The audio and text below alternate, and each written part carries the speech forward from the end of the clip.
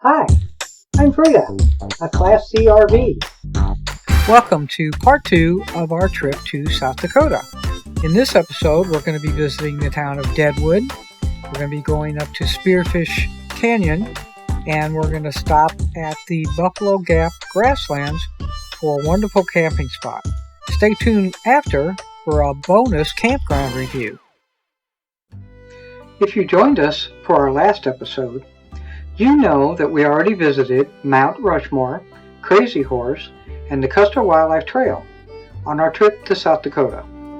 Today, Sparkle, our friend and tour guide, and her friend, I'll call her Serene, picked us up after our yummy breakfast offered by the park. We then took the drive up to Deadwood. Now we're really in the Black Hills. Our first stop was the Days of 76 Museum, well worth a look. It has many old wagons, buggies, and other vehicles of the era, in addition to artifacts from native nations and the cowboy culture. The firearms exhibit alone is worth the stop. Definitely give this one a try.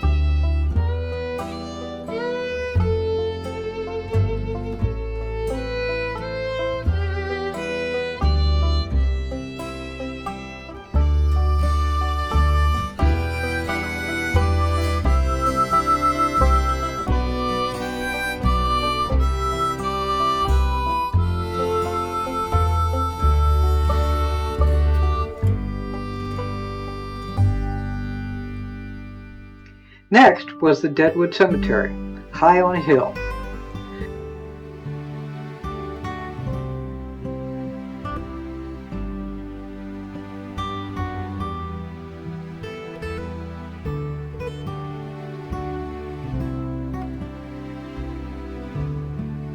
It was here we got this view of the town.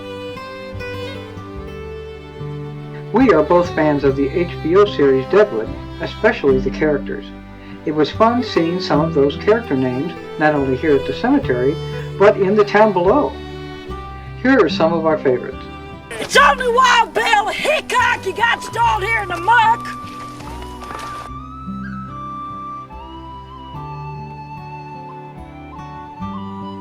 Yeah, pussy. I get to a Pharaoh layout. I felt that way sometimes after a kill. Get down off your horse.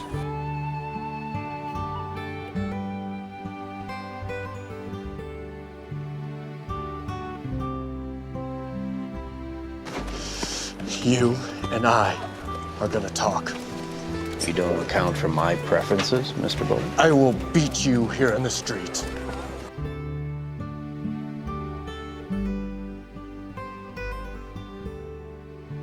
I'm turning back slow. Nothing in hand but this whiskey bottle. Well, I heard you're not a man. I want mistaken my intentions. Who says that?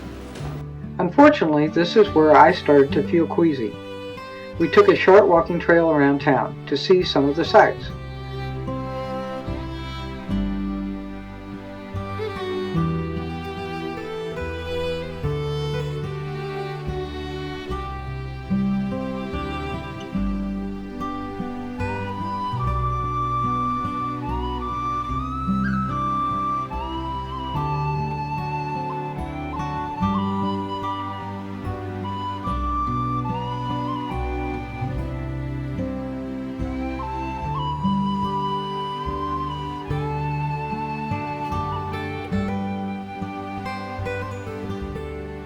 Then we stopped at the Midnight Star restaurant and casino and ate at Diamond Lil's Bar and Grill on the top floor.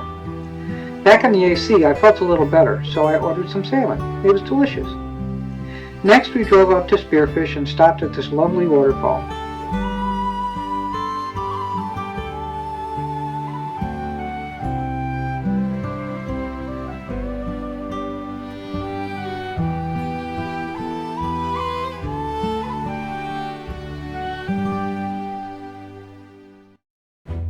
A quick stop in Sturgis for supplies, we then went back to the campground.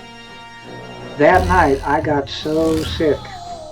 The combination of the heat, altitude, and a chronic condition or two kept me up and in the bathroom all night. The next day we were to start back to Sioux Falls with an overnight at the Wall in the Buffalo Gap grasslands. Before that we went to the famous Wall drugstore. After picking up something for dinner at Wall Drug, we went over to stake out a great spot on the Wall, overlooking the Badlands. This was probably the most spiritual moment I had on the trip. Walking barefoot through the grass, overlooking the Badlands.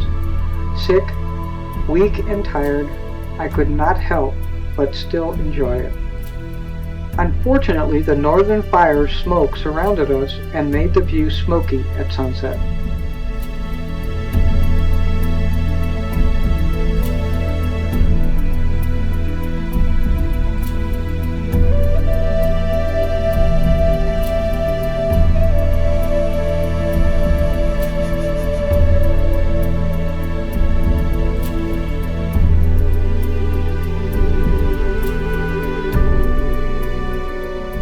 After a wonderful night's sleep, the next morning the decision was made to cut our trip short and just stay one night in Sioux Falls. I felt bad, but I knew it was the right thing to do. We will be back again and get to know Sioux Falls much better. On our drive back, we again came to the beautiful Dignity of Earth and Sky Monument.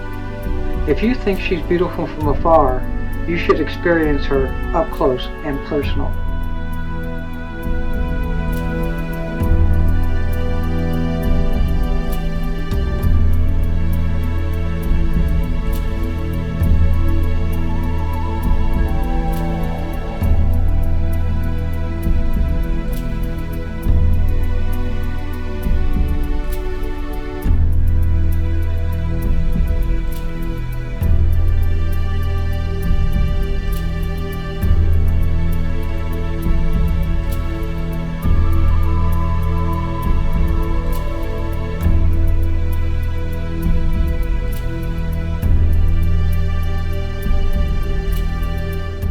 A word or two about our experience with the Rapid City KOA. We really liked this campground. The showers were great, as was the laundry. They offered rental cars and posted contact info for local pet sitters. In the morning, they offered scrambled eggs, bacon, and pancakes at a very reasonable price.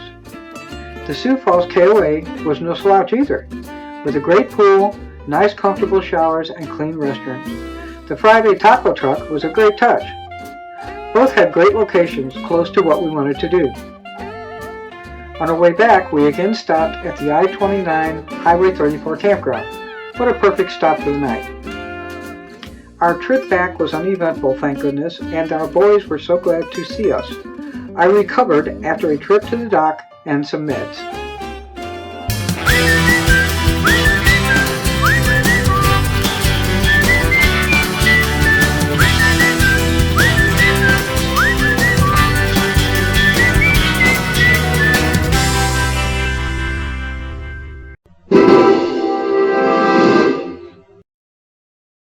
We took 6 days and went down to Lake of the Ozarks, just about 2 hours from home.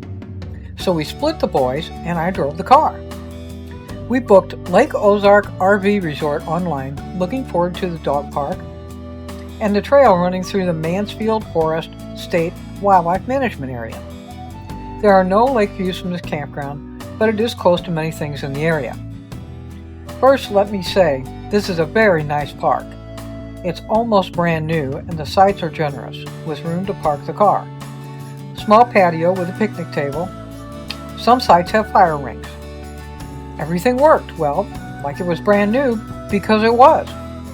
The pool was closed, of course. It's October by this time, but it looks really nice. The bathrooms and showers were very new and clean. Check out these private bathrooms with showers.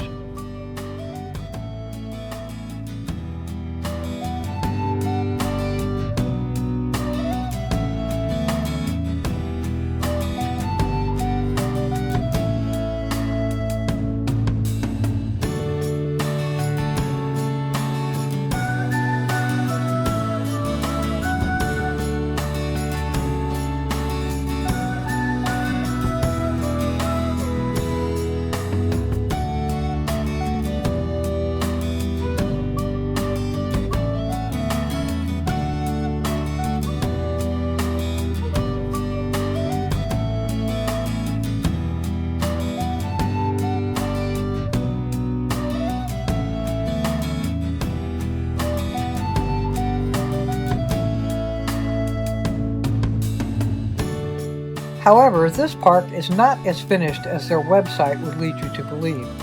There is no playground or meeting room. Many of the campsites are unfinished. There were no activities on the weekend, and we never did find the trail through the wildlife management area. It seems to cater more to seasonal or semi-permanent residents than to recreational camping activities. Seems most of the campgrounds at this lake are more for residents than campers looking for fun.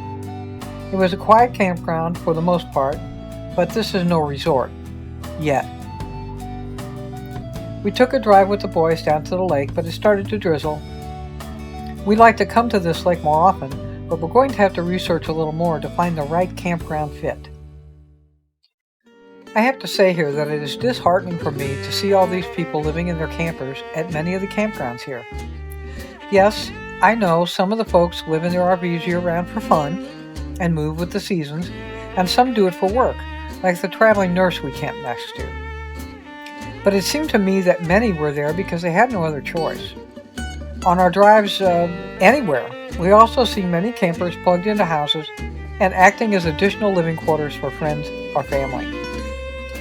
I'm glad these folks at least have a roof over their heads, but in a country as wealthy as ours, everyone should be able to have a stable housing situation. Just my take. Well, that's it for our last video of the season. I'm going to be working on other projects over the winter, so catch us again in the spring. Rumor has it we might be going to South Carolina next year. How about some suggestions for pet-friendly campgrounds or other stuff we can't miss? Put them in the comments. Have a great winter season. Thanks for watching. Click the red button to subscribe. Click the thumbs up below to like. Click the bell to be notified of our next video. And share, share, share.